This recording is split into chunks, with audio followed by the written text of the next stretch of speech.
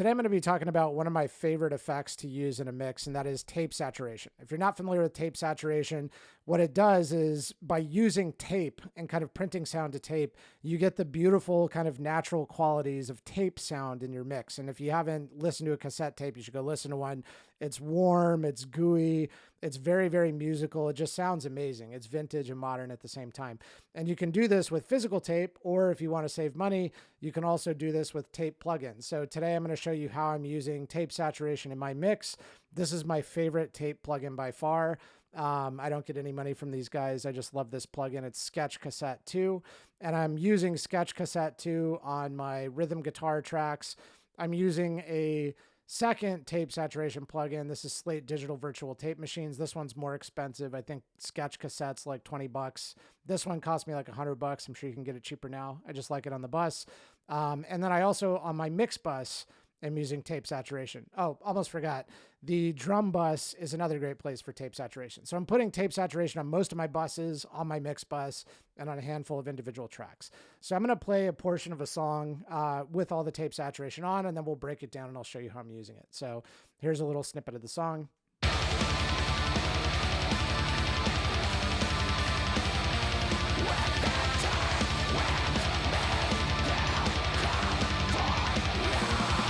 Okay, so let's break it down. So for my rhythm guitar bus, I just have two rhythm guitars here. They're just about hard pan. One is running through a Mesa Boogie double rectifier. The other one's running through a 5150. I have tape saturation on both. So let me just put one of these in solo, and let's use the 5150 actually. And I'll show you what it sounds like with and without tape saturation, and then we'll dial in the plugin. So here it is with no tape saturation.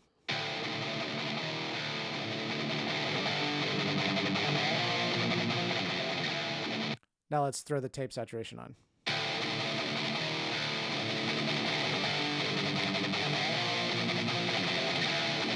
Off. On. And it's subtle, but what it's doing is it's just applying the right amount of saturation to really make the instrument pop. And you'll see what it sounds like in the mix in a moment. So I'm going to open up the plugin. The reason I love this plugin so much is it can do a lot of different things. So you have three different types of tape. Each of them are going to sound different. Type 1 is probably the lowest fi tape. Type 2 in the middle. Type 4 is the highest fidelity tape. And then you can also select whether you're using the cheapest variety of that particular generation of tape or at the other end of the spectrum, a master. So this is going to create different types of tape degradation on a track. Let's just solo that guitar track, and I'm going to play around with this a little bit and show you what the different types sound like, as well as the different values of the tape. Before I do that, the one other thing I wanted to show you is this age dial, which I really like. So this slider basically lets you emulate whether the tape is super worn out, which has a very specific kind of degraded type of sound, or if it's a new tape. So when I'm doing, like lo-fi, like, second wave style black metal, I'm going to use the cheapest kind of tape and make it sound the most worn. And when I'm doing music like this, that's a little more modern, I'm probably going to use the type 4. So let's just play around with these settings and listen very carefully to the guitar sound here.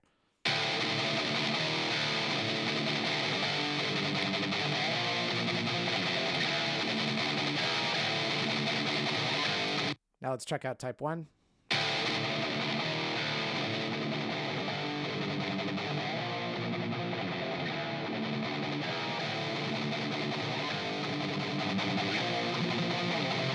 Type 2.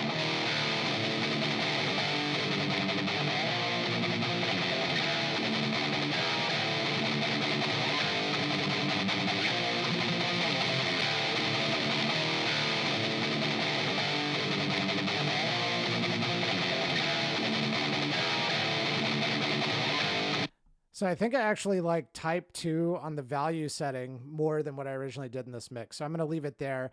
And now what I'm going to do is toggle some of these other things. So what's great about tape, when you're listening to tape, it has something called wow, which is like a very slow fluttering in pitch across the tape.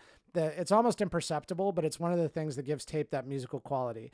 It also has fast flutter, which is what it sounds like. A tape is going to waver very quickly between frequencies, especially as it gets older. And then this dial in particular, saturation, is very important to how I approach mixing because it gives you two options in Sketch Cassette 2. A, I think, is more of like the even numbered harmonics, and B is probably more the odd. A is a little more musical, and B is a little harsher, which is good for certain applications. So I'm just going to play around with these dials a little bit and show you what they're doing.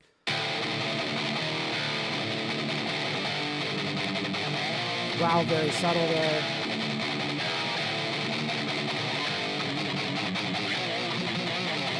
That's obviously way more dramatic, but if you've listened to tape, you've heard this before.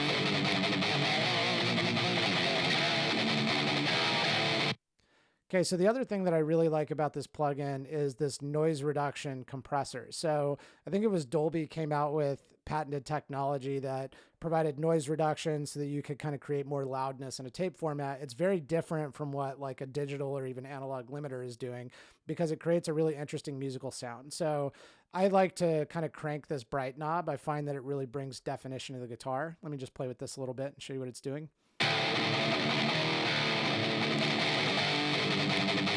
And you can just kind of hear that guitar jump into focus. Let's do that again.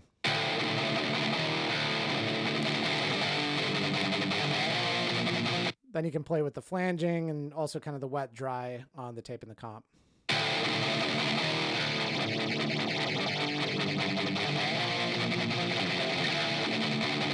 I think that's really cool. So let me just A/B that one more time. And what you should hear is there's this darker 5150 sound, very familiar metal rhythm guitar sound. And then when I engage the sketch cassette, you're going to hear it snap into higher definition and get a little bit gnarlier.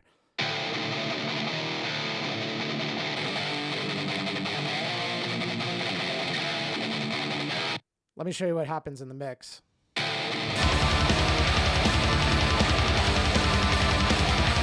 So here's both sketch cassette plugins disengaged on the rhythm, and then I'm going to turn them both on.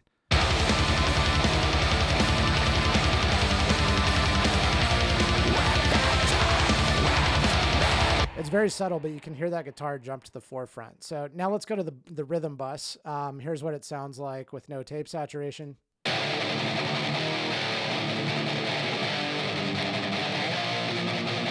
And the reason that I like this Slate digital plugin is because I find that it's better at gluing. So I'm using the tape saturation at the track level just to give a little more kind of aggression to the guitars. But the reason I like tape saturation at the bus level is to just fit the guitars into the mix a little bit. So I'm going to show you the full mix with the rhythm bus disengaged, and then I'm going to turn on the tape plugin. And you should just hear the guitars kind of settle into the song a little bit and become a little more articulate.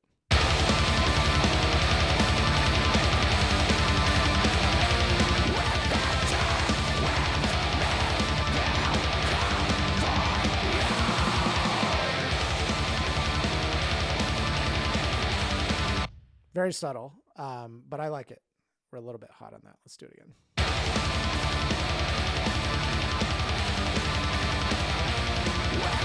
Right there is where I'm hearing this thing glue together. So I want to jump over to the drum bus now. This is one of my favorite places to use sketch cassette again. I'm going to pull it up, and you can see that I'm going pretty bright on this noise reduction compression because I find that that really gives some like snap, some crack, and some sheen to the drum bus. So let me just show you what this sounds like disengaged, and then I'm going to show you what it sounds like engaged in the full mix. Now watch what happens to the drum solo.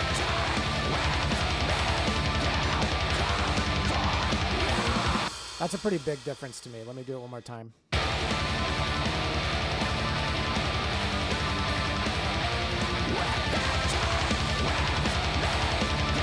I just absolutely love that. Check it out soloed.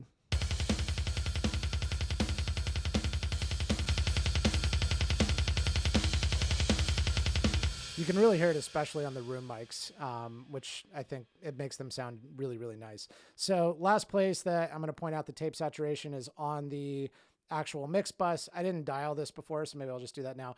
The virtual tape machines plugin is super straightforward. You're just able to toggle how hot the signal is with the input. You can choose the speed of the tape. You can choose the type of the tape. These all have kind of subtle changes in the sound. But let me just show you disengaged and then engage it on this mix bus. And I love what the virtual tape plugin does to the mix bus in particular. So let's hit that.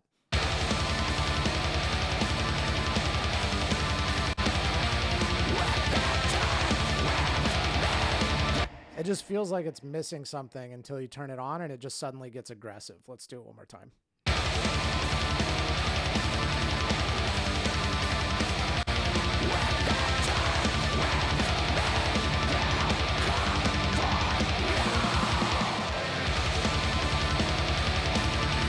Last thing I'll say about tape saturation is compared to every other plugin that I use, I actually like clipping this one sometimes. I'm going to just crank this all the way into the clipping zone, and it still sounds cool, in my opinion. Check it out.